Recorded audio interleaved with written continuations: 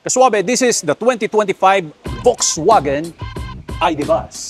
May pag-trip mong mag-travel or road trip na merong kakaibang style, merong throwback na tinatawag, bagay na bagay sa itong retro-style minivan natin. Ang lakas nito, parang yung lolo mo naging Sprinter. Biruin mo ba naman this is a dual motor, all-wheel drive, 335 horsepower and 560 Nm of torque that can go 0 to 100 sa ganitong klaseng body frame below 6 seconds to.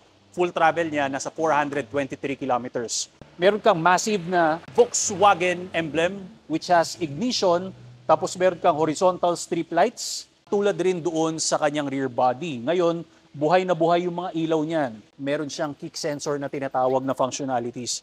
So kunwari, meron kang bit-bit, mabibigat na items, hindi mo kayang gamitin yung kamay, ang luwag ng loob niya. Akala mo, parang nasa sala ka ng bahay nyo.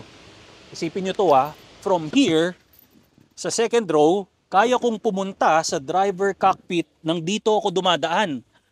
Well, paano nangyari yon? Etong center console natin, this is detachable. Ang original na placing niyan is nandito siya. Meron kang bottle opener and scraper to ng yelo pero hindi naman uso sa Pilipinas Tingnan nyo yung seats natin. Very comfortable. Meron kang arm or winglet na pwede ka makapagpahinga.